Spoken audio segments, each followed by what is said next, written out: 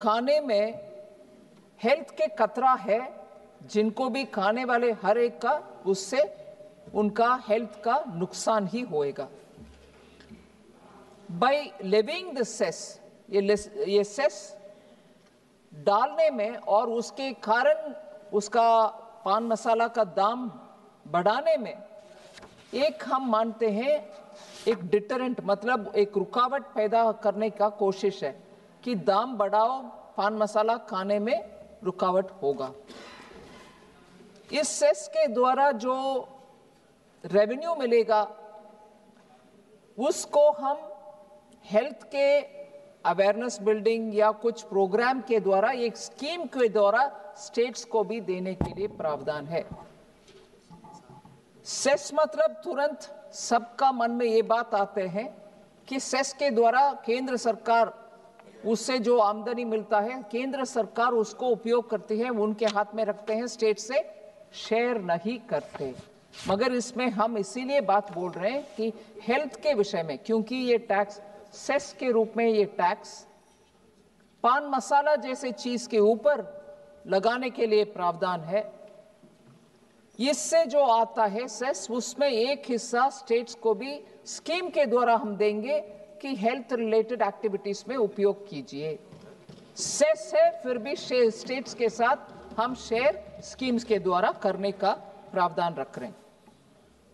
दोबारा मैं क्लैरिफाई करना चाहती हूं ओपनिंग स्टेटमेंट में ही कि ये सेस है, एक्साइज ड्यूटी के भाग नहीं है। सेस मतलब नॉर्मली स्टेट के सेंटर के हाथ में रहते हैं, मगर इसमें एक भाग स्टेट्स को भी हम दे रहे हैं क्योंकि हेल्थ रिलेटेड एक्टिविटीज अंडरटेक कर सकते हो।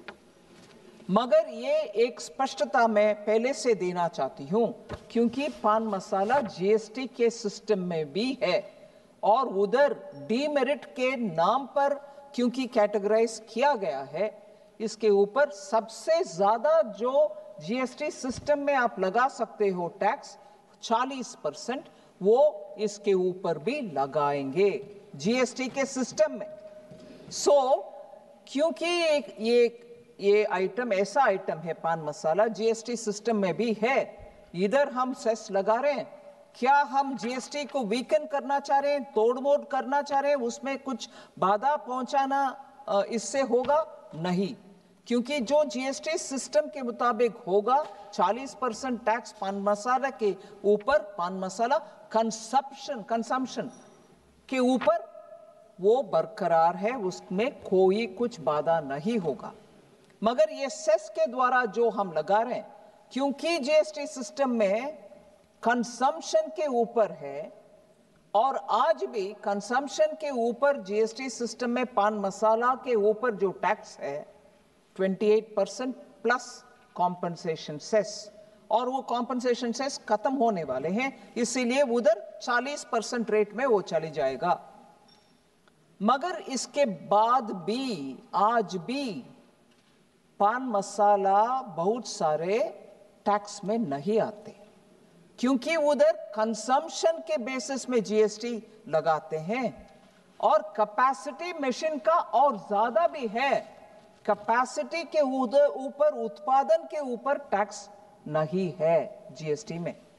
इसीलिए टोबैको जीएसटी में भी है और कल एक्साइज ड्यूटी में भी लगाया गया है। उत्पादन के ऊपर टैक्स है एक्साइज, मगर उत्पादन के ऊपर पान मसाले के ऊपर टैक्स नहीं लगा सकते क्योंकि वो एक्साइजेबल नहीं है। एक्साइज के द्वारा कल मैं सिगरेट के ऊपर डाला, उसमें पान मसाला को जोड़ना था, मगर वो एक्साइज के कैटेगरी में नहीं आता।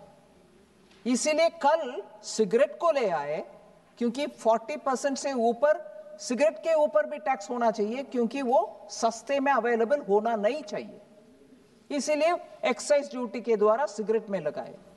मगर क्योंकि पान मसाला एक्साइज में नहीं आता, नया कानून के द्वारा प्रोडक्शन, उत्पादन के ऊपर टैक्स लगा रहे सेस के नाम पर, और उसको स्टेट्स के साथ भी स्कीम के द्वारा हम शेयर भी कर रहे हैं। ये है इस कानून का एक यूनिक पॉइंट, इसको मैं पहले ही सामने रखना चाहती हूं क्योंकि सदस्यगण को ये परिचय होना चाहिए। और ये टोटली डिफरेंट एस्पेक्ट में लगा रहे हैं। ये बात मैं उल्लेख किया 1 मिनट पहले, दोबारा बोल रही हूं। It is impose not on consumption, consumption के ऊपर जीएसटी के द्वारा लगा रहे हैं, मगर इधर मशीन लिंक्ड और कैपेसिटी बेस्ड पोटेंशियल के ऊपर टैक्स लगा रहे हैं। सिगरेट को मशीन लिंक्ड कैपेसिटी के ऊपर टैक्स कल एक्साइज के द्वारा लगाए, मगर पान मसाला जैसे मैंने बताया क्योंकि एक्साइजेबल नहीं है, उसके लिए अलग सा कानून बनना पड़ रहा है। कुछ और मकसद नहीं है, मगर ये जो कानून अभी हम सेस के नाम पर ले आ रहे हैं, जीएसटी का सिस्टम का ऊपर कोई प्रभाव नहीं पड़ेगा। इसके कारण जीएसटी कम होगा ज्यादा होगा कोई कुछ नहीं, वो सिस्टम इंटैक्ट है।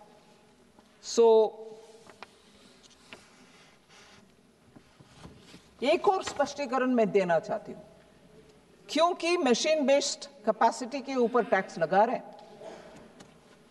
ये प्रोडक्शन कैपेसिटी के ऊपर टैक्स नहीं है, वो भी स्पष्ट रहना चाहिए। जीएसटी में कंजम्पशन के ऊपर टैक्स है, इधर मैं बोल रही हूं क्योंकि एक्साइजेबल नहीं है इसीलिए नया कानून, और कैपेसिटी के ऊपर टैक्स प्रोडक्शन के ऊपर नहीं। आप जितना प्रोड्यूस कर रहे हो उसके ऊपर, ऐसे नहीं, प्रोडक्शन कैपेसिटी के ऊपर। थोड़ा पान मसाला का विषय समझने वाले के लिए मैं ये स्पष्टीकरण थोड़ा विस्तार से बोलना चाह रही हूं। एक मशीन हो सकता है एक्स स्पीड में चलता है, इतना पाउचेस तैयार करता है, दूसरा मशीन हो सकता है और तेजी से काम करता है, ज्यादा पाउचेस तैयार करते हैं। ये पान मसाला का दोनों अलग है, दोनों का प्रोडक्शन कैपेसिटी अलग है। आखिर वो दोनों क्या उत्पादन एक्चुअली प्रोडक्शन करते हैं वो उसके बारे में हम बात नहीं कर रहे, हम इसके ऊपर बात कर रहे हैं कि उनका प्रोडक्शन कैपेसिटी क्या है, उस कैपेसिटी के ऊपर सेस लगा रहे। हर एक फैक्ट्री के लिए उनका लायबिलिटी अलग अलग से तैयार होगा। निर्णय कौन करेंगे, वो अपने आप भी करेंगे, सरकार भी करेंगे, मगर हर एक का अलग है, उनके प्रोडक्शन कैपेसिटी के ऊपर। मैडम सिर्फ इतना ओपनिंग में कहकर, क्योंकि स्पष्टता रहे डिबेट में, इतना कहकर मैं बैठ जाती हूं। डिस्कशन के बाद रिप्लाई के द्वारा मैं रिप्लाई भी कर सकती हूं हर मेंबर का विषय। माननीय सदस्य श्री वरुण चौधरी जी।